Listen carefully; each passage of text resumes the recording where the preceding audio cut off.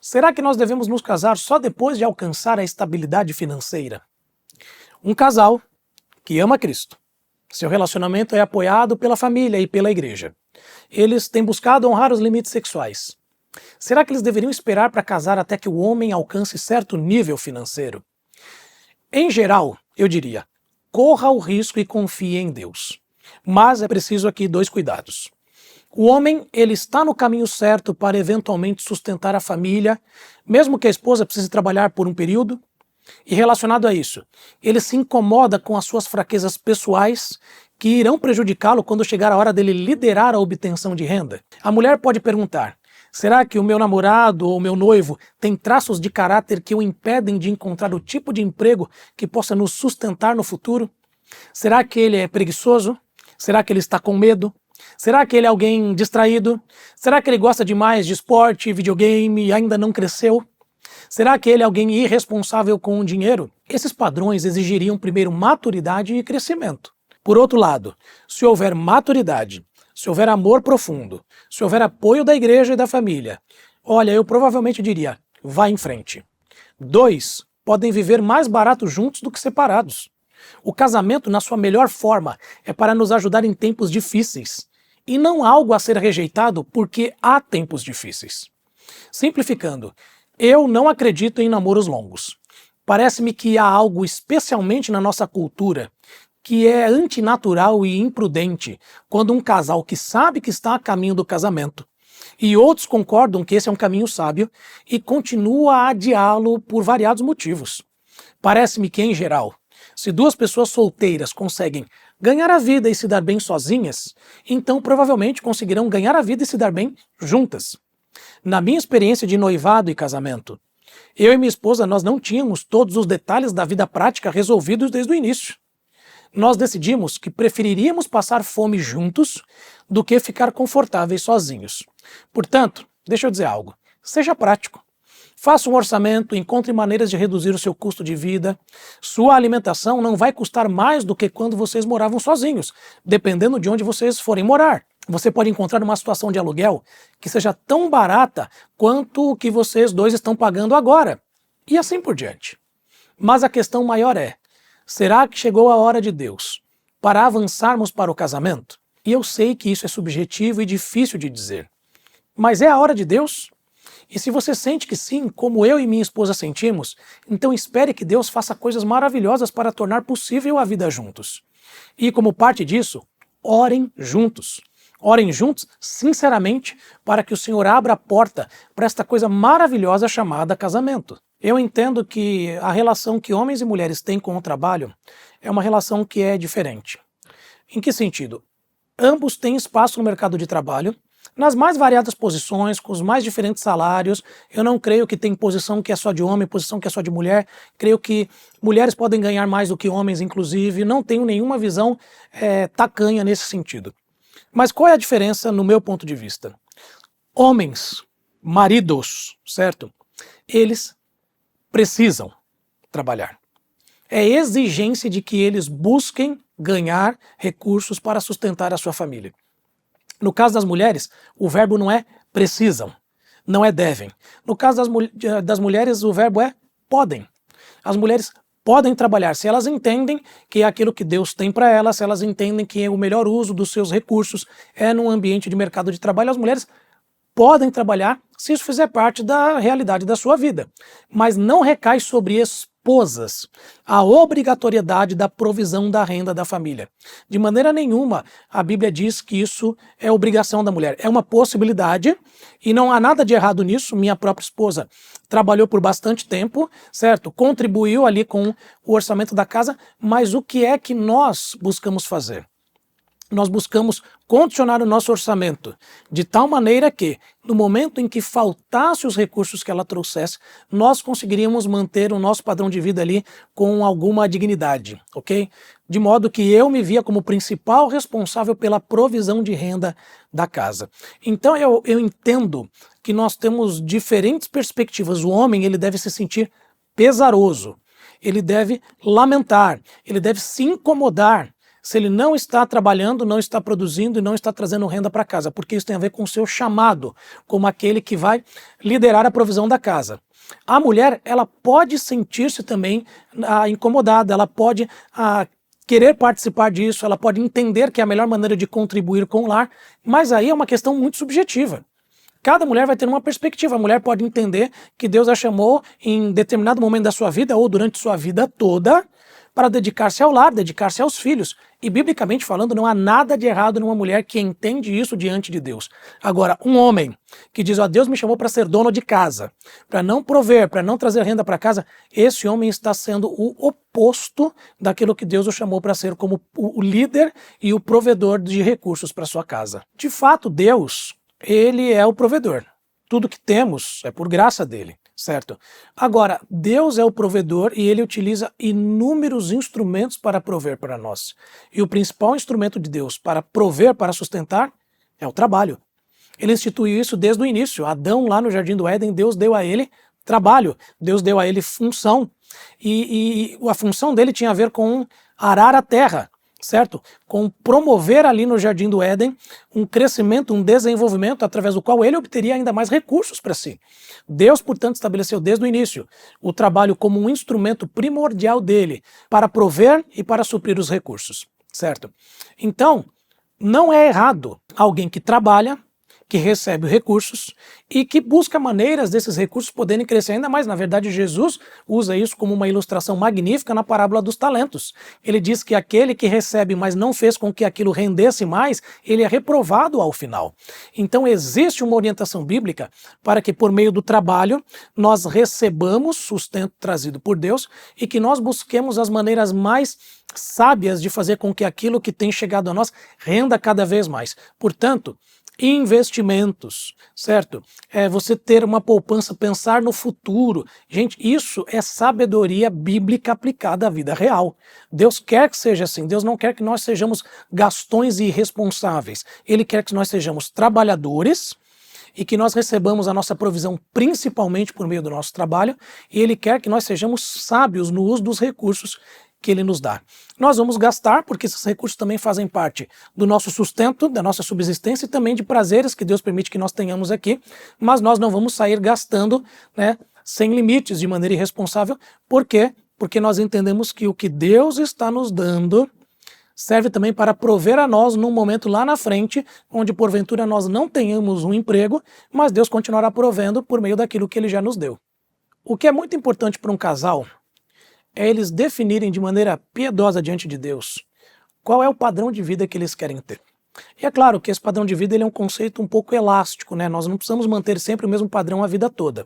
Mas é importante o casal entender, olha, quanto é necessário para que nós tenhamos uma vida digna, né? Uma vida onde, se não tivermos mais do que isso, estaremos bem, teremos o suficiente. Isso é importante para o casal que está passando por penúrias, e para o casal que está vivendo em fartura. Porque o padrão de vida que nós queremos, né, orientado ali por um orçamento, ele nos ajudará no momento que falta e no momento que sobra. Certo? Então vamos pensar aqui.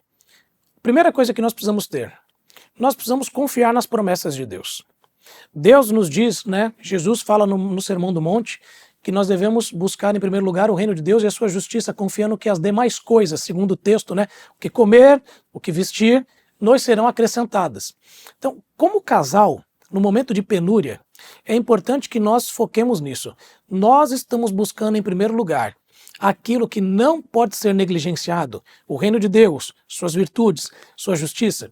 Estamos confiando na promessa dele de que ele supre, ele permite que os seus tenham o mínimo necessário para a subsistência. Segundo, nós precisamos também confiar naquilo que Paulo nos diz na sua carta aos Filipenses, quando ele diz, olha, eu aprendi a estar contente em toda e qualquer circunstância, certo? Aprendi a estar contente quando tenho muito e quando tenho pouco. Aprendi o segredo para estar feliz em toda ocasião. Ele diz, posso todas as coisas naquele que me fortalece.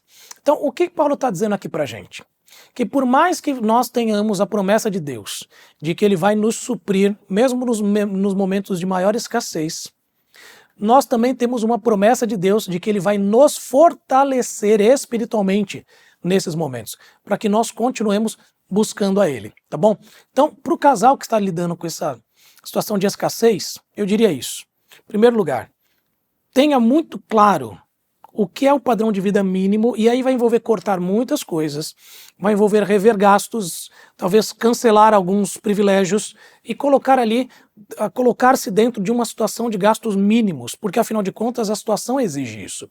E enquanto você faz isso, é importante você reordenar o seu coração, para que o seu amor por Deus não esteja num momento de escassez, embora financeiramente você esteja. E para que Ele te conduza, Ele te fortaleça e Ele faça com que você esteja ainda mais confiante nele, mesmo nessa situação onde parece que as coisas estão faltando, tá bom?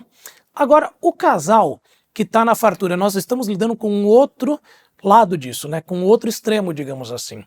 Gente, o casal que está na fartura, ele também precisa definir qual é o padrão de vida que ele quer ter. É claro que ele tem acesso a muito mais recursos, é claro que ele tem acesso a muito mais oportunidades, e ele não precisa ter uma vida tão limitada quanto o casal que está lidando ali com a penúria, tá bom? Mas ainda assim, ele não precisa ter o padrão de vida que o dinheiro dele permite que ele tenha ao máximo. É importante para aquele que está numa situação de fartura, de abundância, ele ter um padrão de vida que seja menor do que os recursos que ele tem. De maneira que ele possa ter uma vida mais simples da que poderia viver. De maneira que sobre-lhe recursos, não apenas para o futuro, não apenas como precaução, mas para agir de maneira caridosa. Para doar, para abençoar outros, para participar da ampliação da obra de Deus, do avanço do reino de Deus neste mundo, para sustentar missionários, ok? Então, Deus está dando muitos recursos para algumas pessoas para que eles sejam também instrumentos de bênção na vida de outros. Por isso que é importante o padrão de vida, certo? Paulo diz lá em 1 Timóteo que o amor ao dinheiro é a raiz de todos os males. Não tem nada de errado em ser um casal com fartura.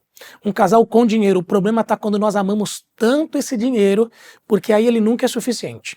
Nós sempre iremos querer mais e mais e mais e mais, e nunca estará suficiente. A viagem para a Europa não será mais suficiente. Eu vou querer uma viagem para a Lua. E quando a viagem para a Lua não for suficiente, quem sabe para Marte? Por quê? Porque nunca será o suficiente.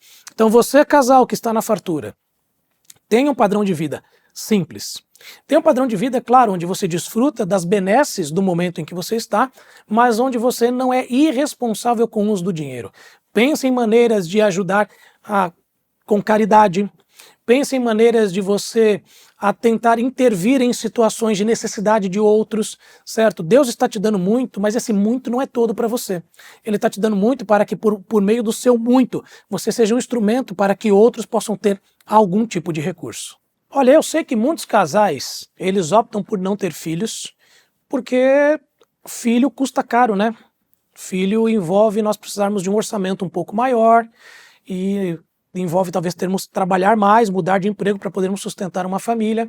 E claro, tem razões e algumas delas fazem sentido, mas o que eu quero dizer para você é o seguinte: filho dá trabalho, filho custa caro, mas a Bíblia diz que filhos são bênção do Senhor.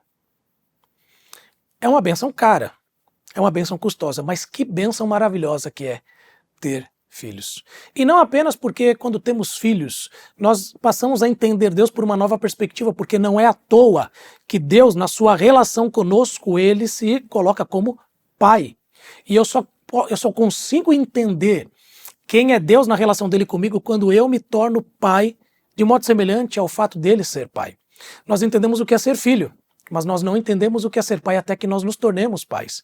Então a nossa própria caminhada com Deus, a nossa espiritualidade, ela ganha como que um upgrade, quando nós passamos a entender o que é a paternidade, o que é sacrificar-se por alguém menor do que você. O que é ter que priorizar uma vida que sem você ela não é capaz de subsistir. É assim na relação de Deus conosco.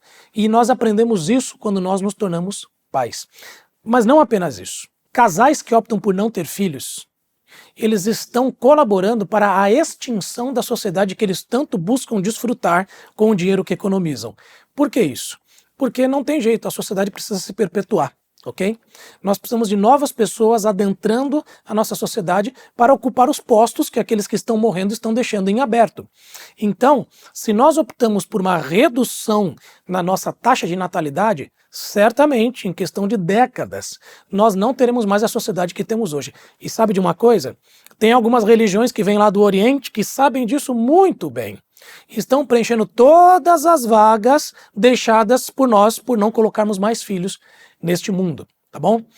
E uma outra coisa falando sobre religiões. Sabe qual é a melhor maneira de você deixar um legado de fé para este mundo? De você deixar aqui por décadas, depois que você tiver morrido, pessoas que vão continuar propagando os valores nos quais você crê e a fé cristã, é você botar filhos neste mundo.